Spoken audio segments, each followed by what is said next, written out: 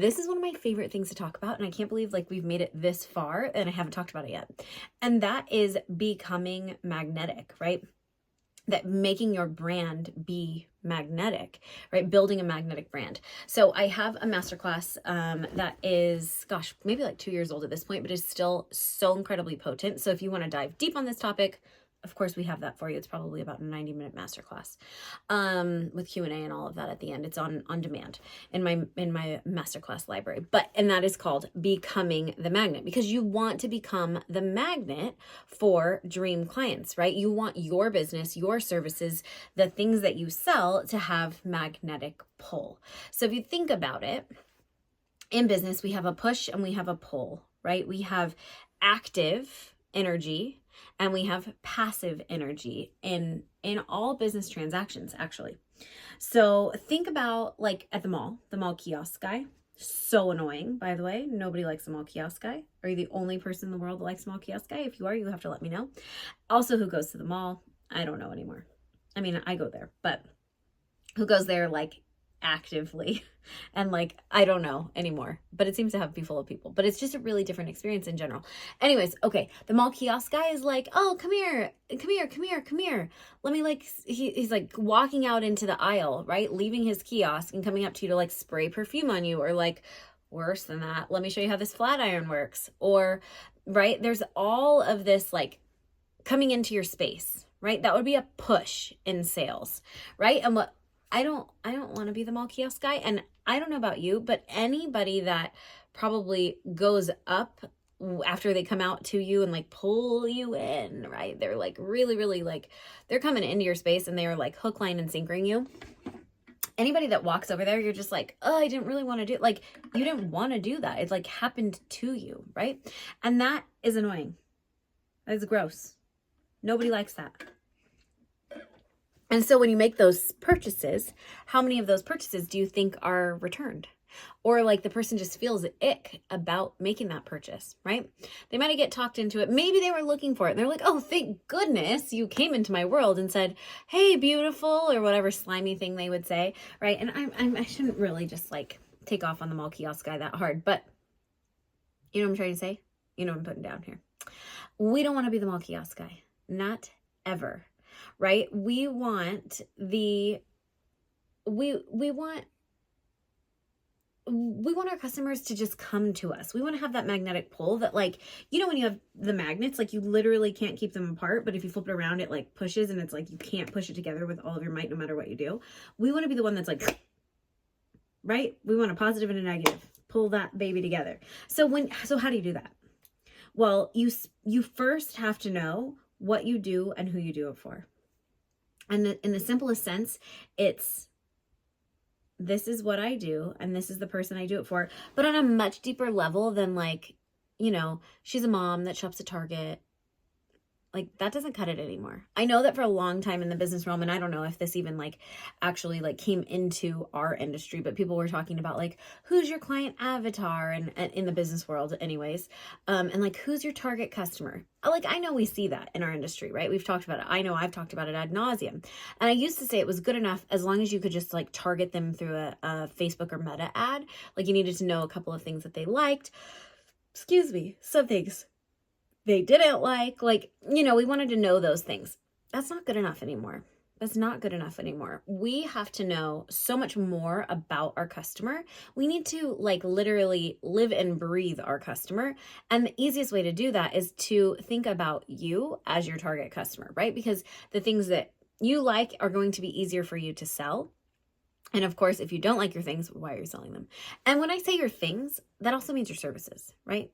Like services, products on the shelf, like retail items, like treatments, whatever it is, anything that you exchange money for, right? Like that is a service or a product that you offer in salon. And so when you think about adding magnetic pull to that, you have to know first who you're trying to attract. And so what does she like? What does she not like? Are we using desire-based selling practices here? Are we speaking her language in the way that we sell them? I mean, literally, this is a silly example, but let's just think about it. I speak terrible Spanish, right? Like I learned it in high school and college. I was around it a lot as a small child. So I actually spoke Spanish like as a small child, but then like didn't because my parents didn't speak Spanish. Or like whatever, that's a whole other story. But so like I spoke a little Spanish, right? But imagine, so I speak some terrible Spanish today. So like imagine if I'm asking my 2-year-old to go like put her shoes on, but I ask her in Spanish. She doesn't speak any Spanish, you guys. And my Spanish is terrible. So there's that. But like she doesn't get it. It doesn't mean anything to her. And that's what I see, honestly, so often in salon marketing. The messaging that you're putting out, you might as well be speaking Chinese or French or Arabic. Like your client is not going to get it, right? Like she just doesn't get it because you're not speaking in a language that means anything to her. It has to mean something to her. Sure, she understands you're selling shampoo, right? My 2-year-old didn't know what the heck I was saying to her to tell her to put her shoes on in Spanish. But it might as well be that level of like coherence when you're talking about selling shampoo. They understand you're selling shampoo. It just doesn't mean jack to them. It has no meaning, no emotional connection because there's no magnets. There's no magnets in there for them to be like, oh, that's for me. Hey, that's me. I love that. Oh, me, right? Like that's what we're missing when we don't have the magnet effect in our business and when we haven't built a magnetic brand. And the first thing that you have to do is know exactly who you're speaking to. The next thing you do is you speak in their language, make them understand what it is that you're trying to share with them, right? Like you're putting this out there for them in a way that it means something to them. And then lastly, you make it available to them in a way that they like to purchase it. So maybe I do want to buy that weird perfume or the crazy flat iron from the kiosk guy, but I'm not interested in the sales approach. We're still missing the magnet. Right? So if we can, and of course that's probably an outdated model, but it's the same thing. Like if you're positioning products in a way that doesn't meet how your clients like to buy, or you're not providing a solution that, even if you don't even understand how they like to buy, like you got to pull it back. You got to go back to ground level simplification of who are they? What do they want? What does it mean to them? And how can you provide it to them in the best way possible? You've got to put magnets in at every freaking touch point. Ooh, we haven't talked about touch points yet either. You have to put magnets in at every touch point when you're talking about that thing, when you're interjecting in conversation. It's not about dumbing it down, but I want to say, if you can dumb it down, it's much easier. So it's not like features, benefits, blah, blah, blah, blah, blah, all this stuff at once. It's like one little tiny touch point, one little magnet that means something to your gal, that says something to your gal, that says, this is for you. This is for you, right?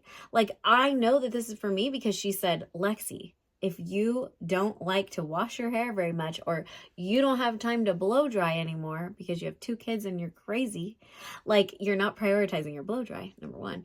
But number 2, like I'd be like, yeah, that's me. Like, oh, Lexi, like you're a mom that is tired and still not sleeping through the night. Like this is for you. And then tell me about the product that cuts my blow dry in half, so that I could sleep in a little longer if I actually get to sleep in, right? Like that, we understand that. That feels something, that means something to me, right? So the same thing goes when we're talking about services, products, the experience in the salon. The salon is a whole, one little tiny piece of what you do in the salon, the consultation. We recently are running a Facebook meta ad in my salon, and we're talking, like the headline, it says, something along the lines of, I don't want to tell you in case you're like, like just in case, I don't know, in case it works or doesn't work. I don't know. We can talk about that later. But it's basically like, does your hair appointment feel like this? Right. And we're talking about consultation a lot, and it's along the lines of, I want to say it, but I don't want to say it. How am I say it? Of like actually getting the hair you want. Right? It's what connects, what means something to your clients. This is putting in magnets every step of the way.